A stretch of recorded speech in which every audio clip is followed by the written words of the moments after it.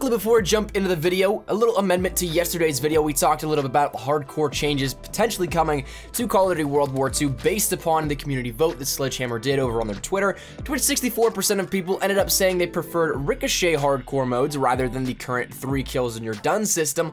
And that was something that was addressed yesterday after that video went live, in which we actually got some further confirmation on what the system would be. As it stands right now, Sledgehammer said that after reviewing all the data, we've concluded that we will be keeping the 3 team kills and you're kicked rule. That said, we are exploring the possibility of incorporating Ricochet for certain maps, like Shipment 1944, as a separate playlist. So, as it stands right now, I'm a little confused as to why the poll was even taken in the first place, and admittedly, I'm not really a huge fan of how this thing went down. I personally really enjoyed Ricochet, seems the majority did as well. But it is worth noting, though, that these sorts of things have been reverted later on down the line, where Sledgehammer has said they're going to stick to something and then change it later on, once again due to community feedback, so it is possible this isn't the last that we'll see of this. But for the time being, unfortunately, that's the ruling here and a little update to yesterday's video. But let's jump right into today's content. So while we jump into today's video, it is something in which you might have seen some whispers or some talk about this, because admittedly, this popped up about a week to a week and a half ago at this point in time, but I didn't have the proper time to cover it at that point, but also it's something that I didn't feel was as relevant at that point as it is right now, especially with all the current speculation and the current environment of the Call of Duty community. Today we're going to be talking about something that was data mined and then since removed from the game, that being throwback basic trainings within Call of Duty World War II.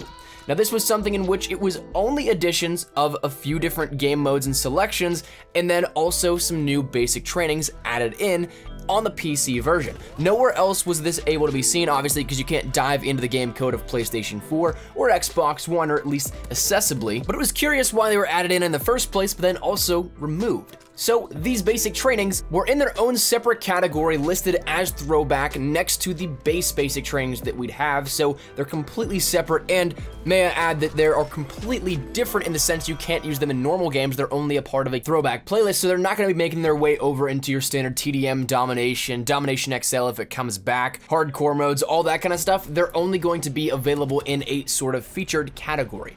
But these perks were Danger Close, Commando Pro, Double Tap, Martyrdom, Stun ×3, Stopping Power, and Juggernaut. So a mixture of various different basic trainings, 6 from COD 4, 1 from Modern Warfare 2, and once again, only available in a throwback playlist, which would only be defined from game code as being a part of the throwback mosh pit, which contains a party limit of 6 and a lobby limit of 12, with game modes of Team Deathmatch, Kill Confirmed, and Domination, and all those basic trainings are available for use there, plus whatever you use regularly in World War II.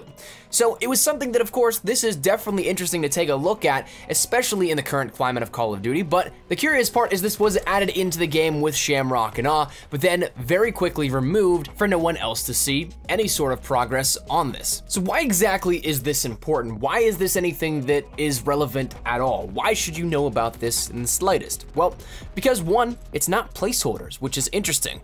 We always see things that are supposedly leaked from Call of Duty games that really are just underlying features that have been in the base game code for years, because that's something that engines and different multiplayer systems are built off of previous versions of the games and just reassessed and rebuilt and recrafted in the sense of making it something that is more relevant to that current time in the hardware and the systems available at hand at that point. So everything is kind of still relatively related to each other. So we see all sorts of bugs that crop up from time to time that do indicate some things of an earlier version of game code, but this is something that is completely different. It's not a placeholder that's been left over in game code, it's something entirely different.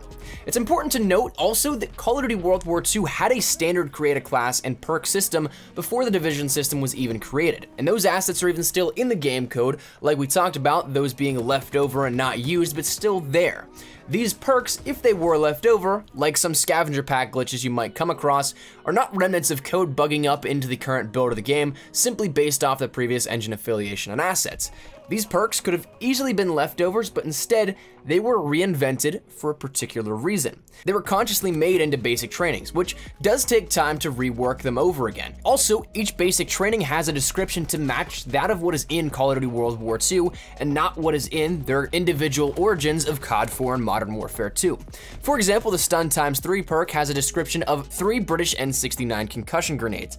And what do you know, if you go over to the lethals and tacticals within World War II, if you take a look at the concussion grenade, that is the name of the World War II concussion, not the COD 4 concussion. Additionally, each basic training has a bonus, something that is also currently tethered to the World War II system in place, and not a perk system that would have just been left over.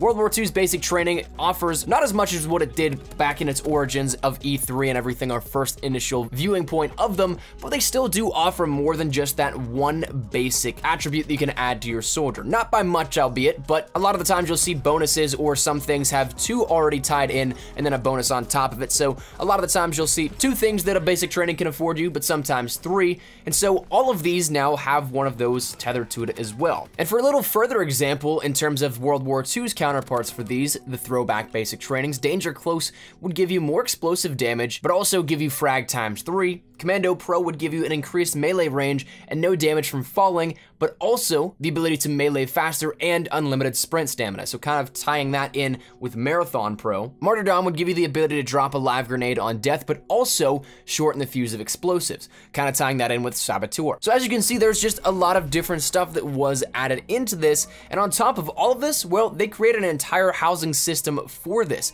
something the basic trainings were created simply for, that being a throwback category. And they don't cross over at their simplest forms to what a lot of people would consider the basic perks of these basic trainings into the current build of everything that is accessible to the relative general public. So with that said, it had to have been put in there for some reason, no? Well, what's also interesting to keep in mind is this isn't the first time that we'd see DLC basic trainings, or I guess DLC in the sense of actual free content given to us, because upon the release of the Resistance event, we actually had Saboteur and Shifty added in as basic trainings alongside the Resistance Division, so it's possible we see more DLC basic trainings, but at what point in time? In my immediate thoughts, I think that it's possible we might see them as early as DLC 2, because earlier today, DLC 2 was actually leaked as of being the name of the War Machine for a slated release date of April 10th, which may or may not be, as the time of this video going live, confirmed or denied by an official reveal, which is more than likely going to happen at this point in time. But as of 9 AM recording this,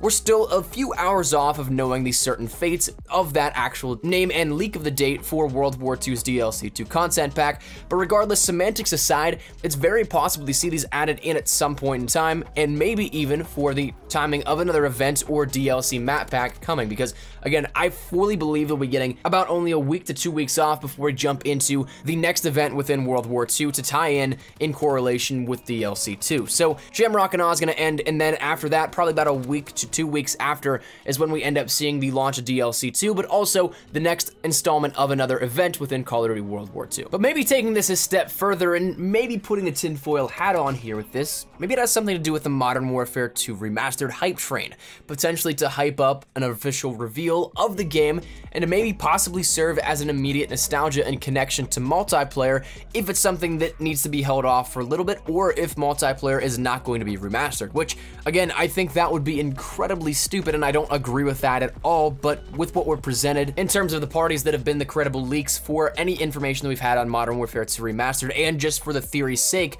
we're mentioning it as such. So maybe that is something that is to kind of put a band-aid on the massive gash that would be in the Call of Duty community, or maybe it's just something that may be completely unrelated. I mean, who knows? Sledgehammer has been wanting to keep things engaging and interesting, and we did see that a little bit recently with Shipment 1944. That was a curveball in itself. We got Shipment 1944 for free, and that was completely out of nowhere. They had no real marketing ploy or long-term strategy with that. It just kind of happened, which is very much so possible to think about what this might mean as well.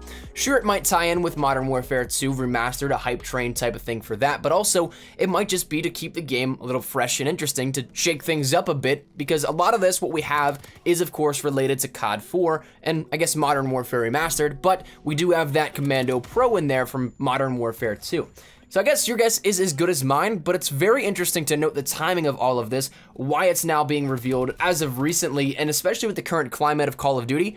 it's really interesting to take a look at. So the big takeaways, I think, are of course, well, keep your eyes out for more developments and updates on this sort of thing, because it is interesting. I'm really curious to see how well this will take off in World War II in terms of both community reception and how it will be implemented just in general, because a throwback mosh pit sounds cool, but to have an entire extension of create a class for just one throwback mosh pit in terms of what may very well just be a featured playlist at that, it'll be interesting to see how they even incorporate it in the game itself. So I'm curious, but keep your eyes open for that. Once again, maybe coming with DLC 2, I don't know. That would seem like the only logical point in which that would be the earliest at which we see it, and of course, maybe even tying it in with this whole sort of whirlwind that is Modern Warfare 2 Remastered. That's still relatively around the time frame of when people would be hyped up for that. So keep your eyes open for all of it, but that's where we're gonna wrap it up. Want to let you guys know about this because, again, I didn't touch on it back whenever it was first initially data mined about a week to a week and a half ago or something like that, whenever Shamrock and Off first initially started, but with things that have developed recently, I figured now's as good a time as any to mention this. So